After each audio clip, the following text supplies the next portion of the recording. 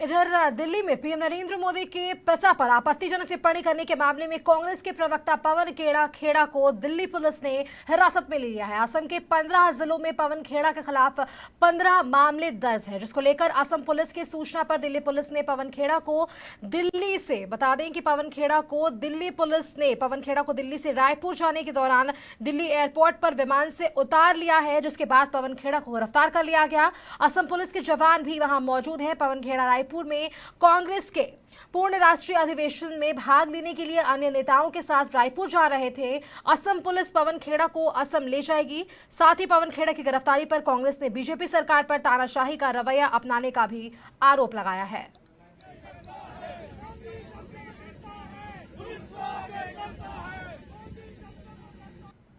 इसी खबर पर सीधी जानकारी के साथ हमारे साथ दिल्ली से संवाददाता कुंवर अभिषेक बने हुए हैं। कुंवर, जिस तरीके से आज दिल्ली की सियासत सरगर्मी की बात करें, पहले आमसीरी चुनाव, उसके बाद आप कार्यालय के बाहर बीजेपी का धरना प्रदर्शन और अब पवन खेड़ा को दिल्ली पुलिस ने हिरासत में ले लिया है, क्या कहेंगे इस पर? देखिए, अगर राजनीति की बात की जाए तो राजनीति के हिसाब से आज का दिन काफी गर्म है राजधानी दिल्ली में। और इस वक्त मैं मौजूद हूँ कांग्रेस के कार्यालय में, जहाँ सन्नाटा पसरा है। आप देख सकते हैं कोई नहीं है, क्योंकि रायपुर सब लोग जा रहे थे कांग्रेस के सालाना अधिवेशन में। अब जिस मामले को लेकर पवन खेड़ा की गिरफ्तारी हुई है, वो मामला दर्ज हुआ है असम में मुख्यमंत्री हेमंत बिस्वा शर्मा के कहने पर। ये आरोप है कांग्रेस का और बदले की राजनीति का भी आरोप लगाया जा रहा है कांग्रेस की तरफ से। यहाँ कांग्रेस दफ्तर में शांति है, लेकिन जो पूरा हाई वोल्टेज ड्रामा है वो रनवे पे हुआ है। जब प्लेन टेक ऑफ करने वाला था, कांग्रेस के तमाम दिग्गज नेता जिसमें बैठे हुए थे, जो रायपुर जाने की तैयारी में थे, उस वक्त दिल्ली पुलिस की कस्टडी में लिया गया है असम पुलिस ने पहले उनको रोका। पहले कहा गया कि कुछ लगेज में फेरबदल हुआ है, उसको लेकर उनको रोका गया, लेकिन बाद में तमाम कांग्रेस के जो आला नेता, जैसे उनको पता लगा कि पवन खेड़ा को डिटेन किया जा रहा है असम पुलिस में और धारा लगाई गई है 153A, इस पर भी अपने सहयोगी जानेंगे। लेकिन उसके बाद तमाम लोग वहां रनवे पर बैठ के धरना प्रदर्शन चालू हो गया था कांग्रेस के तमाम नेताओं का। इसलिए कांग्रेस में यहाँ शांति है, क्योंकि तमाम जो कांग्रेस के नेताओं की फ्लीट है वो रायपुर जा रही थी राष्ट्रीय अधिवेशन में। अब मैं अपने सहयोगी प्रिय तिवारी से जानना चाहता हूं, क्योंकि जो आपत्ति है कांग्रेस के जो नेताओं को आपत्ति है वो है धारा 153A को लगाने को लेकर, क्योंकि उसी के तहत पवन खेड़ा को डिटेन किया गया और उनको गिरफ्तारी हुई है दिल्ली पुलिस की मदद से असम पुलिस ने। प्रिया, 153A निश्चित तौर पर एक बड़ी धारा है, ये क्यों और कब लगाई जाती है, मैं आपसे पूछना चाहता हूँ। जब कोई इंसान भड़काऊ भाषण दे रहा हो और किसी व्यक्ति के ऊपर उसने भाषण दिया हो या उसके स्थान पर जन्म स्थान के लिए भाषण दिया हो, निवास के लिए भाषण दिया हो, जो भड़काऊ हो, जिससे जनता भड़क सकती है या उसके जो जीवन पर गलत आरोप लगाए गए हो, 153A लगाई जाती है। निश्चित तौर पर देखिए, और चूंकि 153A जो लगाई गई है वो क्यों लगाई गई है, मतलब कुछ दिनों प्रधानमंत्री को लेकर तमाम टिप्पणियां हुई थी इसी कांग्रेस कार्यालय से, और पवन खेड़ा ने की थी। ये आरोप बीजेपी का पवन खेड़ा पे है कि उन्होंने कहीं अपनी पति की गरिमा प्रधानमंत्री और अपने पति की गरिमा नहीं की। फिर ये क्यों 153A लगाई गई? पवन खेड़ा एक मीडिया को संबोधित कर रहे थे, पीछे कर रहे थे, जिस दौरान प्रधानमंत्री मोदी के पिताजी के बारे में उन्होंने अपशब्द कहे थे, जिसको लेकर बीजेपी ने तमाम प्रदर्शन किए, गुस्सा दिखाया, जिसको लेकर आज पवन खेड़ा की गिरफ्तारी भी की गई है। निश्चित तौर पर देखिए, 153A तभी लगाया जाता है, जैसा मेरी सहयोगी प्रिया तिवारी बता रही थी, कि जब किसी भी धार्मिक या फिर सांस्कृतिक या फिर भाषाई विवाद को लेकर कोई टिप्पणी की जाए, दंगा भड़कने की, समाज में अनरेस्ट होने की आशंका है। मेरे साथ मेरी सहयोगी श्रुति भी है, मैं उनसे जानना चाहता हूँ। श्रुति, रायपुर मुख्यमंत्री बघेल ने स्पष्ट तौर पर यह कहा है कि कहीं ना कहीं भारतीय जनता पार्टी घबरा गई है कांग्रेस के जो परफॉर्मेंस है, चाहे उसमें भारत जोड़ो यात्रा आप लगा लीजिए, उसके बाद से घबराई हुई है भारतीय जनता पार्टी और वो नहीं चाहती कि अधिवेशन हो, इसलिए इन पर कार्रवाई की जा रही है। आपने सही कहा, हालांकि पवन खेड़ा के द्वारा जो बयान दिया गया था, एक तीसरी के दौरान पवन खेड़ा ने साफ तौर पर गौतम दास मोदी कह के प्रधानमंत्री नरेंद्र मोदी को संबोधित किया। इसके बाद उनको इस बात के लिए करेक्शन भी किया गया कि दामोदर दास, तो पवन खेड़ा ने एक खिल्ली के भाषा में बोला कि गौतम दास वाली हरकत है। तो कहीं ना कहीं गौतम अडानी को प्रधानमंत्री नरेंद्र मोदी से इस तरह जोड़ना उचित नहीं था। हालांकि अब जो अधिवेशन चलने वाला है यहाँ छत्तीसगढ़ रायपुर में, जिसको लेकर तमाम कांग्रेस के दिग्गज नेता आज दिल्ली से रवाना हो रहे थे छत्तीसगढ़ रायपुर के लिए, उस दौरान उनकी गिरफ्तारी की गई। अब ये भी देखा जा सकता है कि छत्तीसगढ़ में कुछ दिन पहले ही जो सीबीआई ईडी की रेड पड़ी थी, तो लगातार कांग्रेस ये सारी चीजों को जोड़ रही है। उसका कहना है जो केंद्रीय एजेंसियां हैं वो उनके फेवर में काम कर रही है, और कहीं ना कहीं जो कांग्रेस की अभी राइट नाउ स्थिति है, राइट नाउ सिचुएशन कांग्रेस तरक्की कर रहा है, इसको लेकर जो केंद्र है, जो बीजेपी है, वो बौखला गई है। इसको लेकर चाहे आज फ्लाइट से दिल्ली पुलिस के द्वारा असम पुलिस के निर्देश पर पवन खेड़ा को डिटेन करना हो, या फिर उसके बाद ये अभी छत्तीसगढ़ में अधिवेशन से पहले ईडी और सीबीआई की रेड हो, तमाम चीजों को जोड़ा जा रहा है।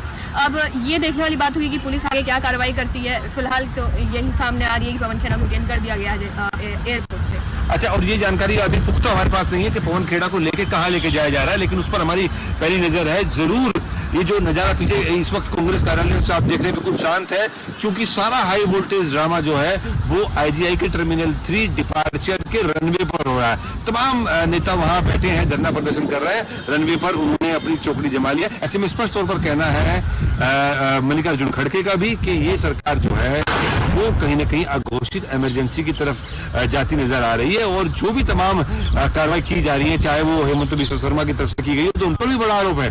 उनको ये कहा गया है कि लॉयलिस्ट बनकर दिखाना चाहते हैं असम के मुख्यमंत्री हेमंतो, सबसे बड़े शुभचिंतक, सबसे बड़े लॉयलिस्ट प्रधानमंत्री नरेंद्र मोदी के। लेकिन ये भी बात स्पष्ट है, जिस तरह की बात प्रेस कॉन्फ्रेंस में प्रिया ने भी बताया धारा 153A को लेकर, और श्रुति भी जो बात कह रही थी कि इस तरह की भाषा का प्रयोग प्रधानमंत्री के पिता का जो अपमान किया गया उस प्रेस कॉन्फ्रेंस में, जिस पर काफी दिक्कत परेशानी हुई थी भारतीय जनता पार्टी के तमाम कैडर को, और हमने देखा पूरे देश में धरना प्रदर्शन भी हुए। तो उसको लेकर भी पवन खेड़ा को थोड़ा संभलना चाहिए था। लेकिन अब इस कार्रवाई के बाद कांग्रेस का क्या रोल होगा, राष्ट्रीय अधिवेशन में इस मुद्दे को उठाया जाएगा, या जो बड़े नेता रायपुर जा रहे थे उनमें से कुछ लोग रुककर यहाँ दिल्ली में भी कोई रणनीति बनाते हैं। जी अभिषेक, लेकिन अगर हम बात कर लें, वो चाहे एमसीडी चुनाव में हंगामे की बात हो, या फिर हमने सुबह जब खबरें दिखाई आप कार्यालय का बीजेपी की ओर से प्रदर्शन किया गया, काफी घेराव किया गया था, लेकिन अब जो खबर है वो पवन खेड़ा पे बन रही है। और पवन खेड़ा की गिरफ्तारी पर अगर हम कांग्रेस की बात करें तो कांग्रेस साफ तौर पर बीजेपी पर, हमने देखा है कि अमूमन इस तरीके पर आरोप प्रत्यारोप का दौर जो है वो लगातार जारी रहता है, लेकिन अब कांग्रेस साफ तौर पर बीजेपी सरकार पर यह आरोप लगा रही है कि ये सरकार तानाशाही रवैया अपना रही है। कैसे देखते हैं इस पूरे बयान को? बिल्कुल, देखिए जैसे आपने जिक्र किया आम आदमी पार्टी के मेयर चुनाव का और तमाम घटनाक्रम जो आज सुबह से ही दिल्ली में चल रहा है, जैसे योगी भी और हम सब इसी तमाम घटनाओं पर पैनी नजर बना के रखे हुए हैं। जो आरोप है, देखिए आरोप कोई नई बात नहीं है। केंद्र में सबसे मजबूत स्थिति में भारतीय जनता पार्टी है, पूर्ण बहुमत की सरकार है, और ये 2.0 यानी कि दोबारा सरकार पूर्ण बहुमत से बनी है। तो ऐसे में अपनी जमीन तलाश रहा है पूरा विपक्ष। अगर आप दिल्ली में आम आदमी पार्टी की मेयर चुनाव की बात करें, हालांकि मेयर और डिप्टी मेयर उनको मिल गया है, लेकिन तमाम अड़चने अभी बाकी है। सिर्फ 1 महीने का समय है जो मेयर बनी शैली ओबरॉय, उनके पास सिर्फ 1 महीने का समय है। उसके बावजूद भी आरोप प्रत्यारोप थमते नहीं नजर आ रहे। मैं श्रुति जानना चाहता हूँ, श्रुति, लगभग 7 से 8 बार ये जो है आज सदन को स्थगित करना पड़ा। ऐसे में आप जो आम आदमी पार्टी की तरफ से आरोप लग रहे हैं कि बीजेपी फिर काम नहीं करने देना चाह रही है, इसमें कितनी आप सच्चाई मानते हैं? जी, आज कल जब मेयर डिप्टी मेयर का चुनाव स्टार्ट हुआ, सुप्रीम कोर्ट के इंटरवेंशन के बाद ये चुनाव स्टार्ट हुआ, तो इसके बाद शांतिपूर्ण तरीके से मेयर और डिप्टी मेयर तो दिल्ली को मिल गए, लेकिन जब स्टैंडिंग कमेटी की बात हुई, 6 सदस्यों की टीम बनाई जाती है, तो उस चीज को लेकर लगातार बीजेपी भी ड्रॉ कर रही थी कि हमारी स्टैंडिंग कमेटी बनेगी। जिस दौरान जब अध्यक्षता बदल दी गई, पहले ऐसा कहा गया था कि सत्ता शर्मा की अध्यक्षता में स्टैंडिंग कमेटी गठन की जाएगी, लेकिन जब सुप्रीम कोर्ट का ऑर्डर आया उसके बाद ये बात साफ हो गई कि सुप्रीम कोर्ट ने कहा कि डीएमसी एक्ट जो है उसके अगेंस्ट में काम नहीं करना है, और मेयर की अध्यक्षता में ही जो चुनाव है वो होनी है स्टैंडिंग कमेटी को लेकर। तो उसके बाद शैली ओबरॉय के अध्यक्षता में कल रात को चुनाव हो रही थी, जिसके बाद शैली ओबरॉय ने अंदर मोबाइल और पिन पेपर शायद ले जाना अलाउ कर दिया, जिसके बाद तमाम राजनीति गर्मा गई। और बीजेपी का आरोप है कि अंदर वो लोग तस्वीर लेकर जो वोटिंग हो रही है उसकी तस्वीर लेकर कहीं ना कहीं केजरीवाल को भेज रहे। इसके बाद लगातार सदन को स्थगित किया गया। अब इतनी बार सदन स्थगित करने के बाद अब कल 10 बजे तक तो सदन को स्थगित कर दिया गया। अब आरोप लगाया, शैली ओबरॉय ने आरोप लगाया है। हालांकि जो फुटेज है, जो वीडियोज है, वो भी सामने आई है। उसमें साफ तौर पर देखा जा सकता है कि इस पूरा सदन के अंदर गरिमा को भंग करते हुए बोतल चली है, तमाम चीजें चली है सदन के अंदर, और पूरी दिल्ली की जनता इसको लेकर निराशा है, क्योंकि जो एक तस्वीर निकल के आई है सदन से, जो गरिमा के भीतर सदन के लोग आते हैं, सदन के भीतर की गरिमा होती है, सभी को लांघते हुए वो सारी तस्वीर आई है, और इन सारी चीजों को लेकर कार्रवाई होती है या नहीं है तो दूसरी बात है। अब कल जब स्टैंडिंग कमेटी का गठन होना है तो फिर से ऐसी उम्मीद जताई जा रही है कि जो सवाल आज कटा है वो कल भी हो सकता है, क्योंकि जो लगातार बीजेपी की मांग है वो पूरी नहीं हुई है, और कहीं ना कहीं आम आदमी पार्टी भी जल्द से जल्द स्टैंडिंग कमेटी का गठन करना चाहते हैं, क्योंकि शैली ओबरॉय की अध्यक्षता में की जा रही है। तो कहीं ना कहीं जो डिसीजन होगा उनके फेवर में होगा, तो इन सारी चीजों को लेकर गर्मागर्मी बनी हुई है और आगे भी ये गर्मागर्मी चलने की उम्मीद जारी है। बिल्कुल। और देखिए, स्टैंडिंग कमेटी की मैं बता दूं, स्टैंडिंग कमेटी आप सिंपल भाषा में जान लीजिए कि स्टैंडिंग कमेटी की ताकत प्रधानमंत्री की होती है और मेयर की ताकत राष्ट्रपति की होती है। एक स्टैंप होती है मेयर, चूंकि स्टैंडिंग कमेटी ही तमाम बड़े बजट और तमाम बड़े कार्यों की पर मोहर लगाती है। ऐसे में निश्चित तौर पर दिल्ली में आज हंगामे भरा दिन है, और अब चूंकि पवन खेड़ा डिटेन कर लिए गए हैं, दूसरी खबर जिसका आप जिक्र कर रहे थे, डिटेन कर लिए गए हैं असम पुलिस द्वारा, दिल्ली पुलिस की वो कस्टडी में है। क्योंकि दूसरी स्टेट की जब पुलिस आकर किसी भी स्टेट में किसी भी राज्य में ऐसी कार्रवाई करती है गिरफ्तारी की, तो उसको स्थानीय प्रशासन को बताना पड़ता है, और एक उनको जो है ट्रांजिट रिमांड लेनी होती है पवन खेड़ा को यहाँ से वापस असम ले जाने के लिए। लेकिन कब तक की पूरी कार्रवाई होगी, और कांग्रेस चूंकि 153 है और ये नॉन बेलेबल ऑफेंस है, इसमें आसानी से बेल नहीं मिलती, तो ऐसे में काफी मुश्किलें बढ़ने वाली हैं पवन खेड़ा की उस बयान को लेकर, जिसमें प्रधानमंत्री नरेंद्र मोदी के पिताजी और अडानी को जोड़कर उन्होंने एक आपत्तिजनक टिप्पणी कही थी। देखिए, किसी भी सभ्य राजनीतिक डेमोक्रेसी में इस तरह की बात नहीं कही जानी चाहिए,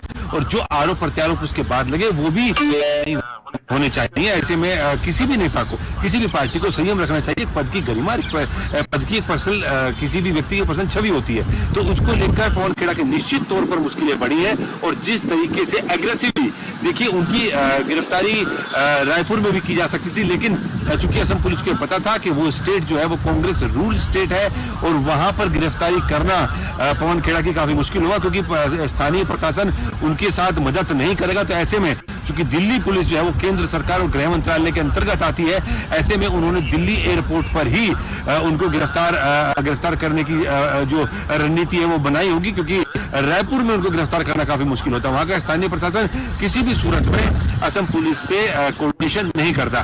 तो ऐसे में अब खेड़ा को कहां लेके जाया जा रहा है और उन पर और क्या धाराएं जोड़ेंगी, इस पर भी हमारी पहली नजर रहेगी। लेकिन अभी तक डिस्क्लोज नहीं किया गया है वो लोकेशन जहां पर आईजीआई एयरपोर्ट से गिरफ्तार कर डिटेन कर पवन खेड़ा को लेके जाया जा रहा है। जी चलिए, कुंवर अभिषेक और साथी प्रिया और श्रुति का भी हमारे साथ जुड़ने के लिए बहुत बहुत धन्यवाद। तो ये थे हमारे साथ संवाददाता दिल्ली से प्रिया, श्रुति और कुंवर अभिषेक, जिन्होंने आप तक सटीक जानकारी पहुंचाई है। तो अगर दिल्ली की सियासत की बात करें तो सियासत सरगर्मी काफी तेज नजर आई है। सुबह से ही दिल्ली का माहौल काफी गर्म नजर आ रहा है। लेकिन अगर हम बात करें तो राष्ट्रीय प्रवक्ता कांग्रेस के पवन खेड़ा को दिल्ली पुलिस ने हिरासत में ले लिया है, और अब यह देखने वाली बात है कि क्या कुछ निकलकर इस पूरे खबर के साथ सामने आती है।